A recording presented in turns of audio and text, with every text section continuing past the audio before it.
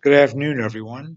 My name is Lewis Weber. I'm a behavior analyst that contracts with Sarasota County Schools.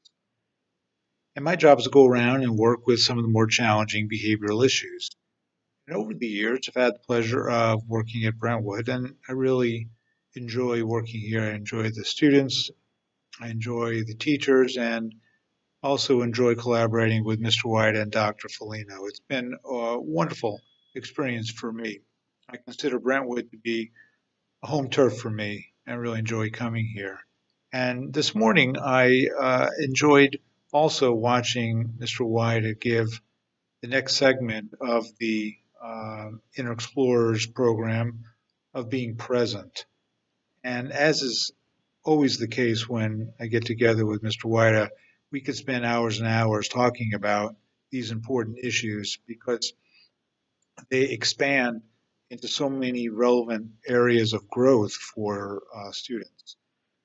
Now, years ago, we expected, and maybe that was a reasonable thing to expect, students to come to school in kindergarten well equipped with social and emotional skills.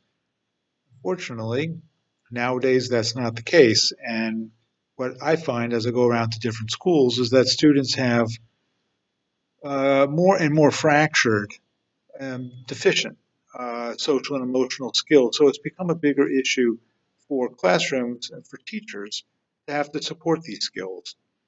Of course, that's the job of teachers to provide instruction for skills that the students don't have. And that, of course, why we spend time.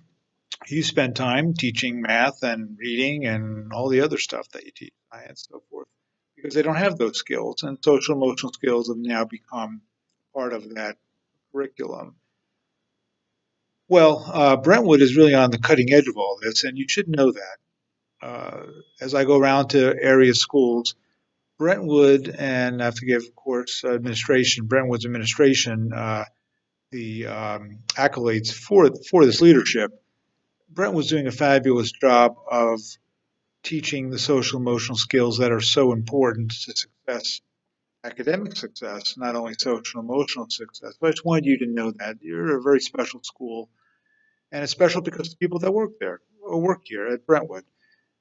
During today's segment, I very much enjoyed Mr. White's discussion of being present, and afterwards, as is almost always the case, after I watch a segment of the social emotional learning,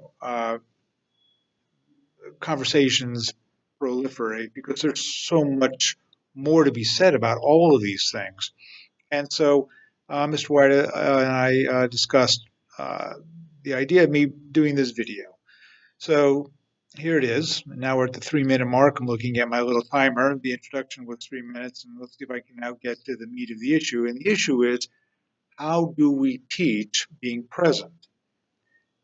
Being present is a fundamental concept. We must teach children the idea of being present, but we also have to consider the behavior of being present. And as a behavior analyst, that's part of this uh, concept that I wish to share with you today. What does it mean to teach being present? We can ask a child to be present, and as John talked about, stopping to smell the roses, being present in um, a rose garden, one must still be conscious of being in a rose garden because one can think about something else in the rose garden and not really even stopping to smell the roses, even if they're all around us. So being present is the idea that I'm trying to get across here. But what's the behavior that's involved? Of course, if we're using the rose garden metaphor or example, it's to actually smell the roses, right? To smell the fragrance of the rose. Well, being present in school situations also involves a certain amount of perception. So I want to bridge this idea to the idea of behavior. What is it that the student is being asked to do when they're being present? For example, what is a student being asked to do when they're being present during a math instruction or being present during reading? Well, those are easy. During math instruction, it's to be attending to the math lesson, and we often use the word attention when we're talking about being present. During reading, it's to be observing the reading that's going on, the words in front. So, this idea of observation becomes very important in the idea of being present. Now, that's not the only form of being present, but I think it's an important form in the classrooms because we can't just teach it in an abstract way to say to a student, you must be present in the situation. We need for the student to be observing some aspect. So for me, into this discussion here, for the purposes of this discussion, the idea is to teach the child what they should be observing in order to be present. You should be looking at the words if you're doing a reading. Uh, uh, if you're reading a book, that is, you should be observing the words. If you're doing math, you should be observing the numbers that are on the page or the instruction that's going on the active board and so forth. So this gives us a leg up on the uh, active form of the behavior that we want the student to exhibit. So that way we can now provide our observation and feedback that the student is exhibiting this kind of active presence. So we would say, I see you. And that phrase, you've heard me say, some of you have heard me say that phrase, and I have software that helps keep track of this. The reason why I use the I see you concept or name for my software because the concept is so foundational to teaching students to be present. Students will not see themselves reading. They will not see themselves doing math unless you first point it out to them. So if I am the teacher and you're the student, I would say, I see you doing math. And then by my words, saying to you, I see you doing math, and maybe even to say that you're doing a great job at math, provide some reinforcement for it. You, as a student, will then self observe.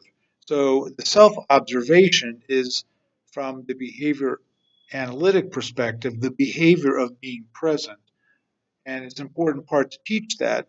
So we can say be present and pay attention, which is the phrase we often use, pay attention to the lesson, pay attention to the words, and that's okay.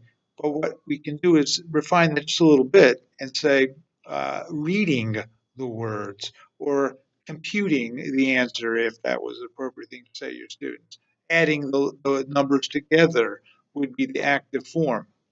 So paying attention is a generalized phrase, but what we're really looking to do is teach the students the part that they should be attending to. What should they be observing? And so the ICU concept and the software that some of you know about underscores the importance of having teachers be uh, present in the classroom in the sense of being present and observing the student's behavior.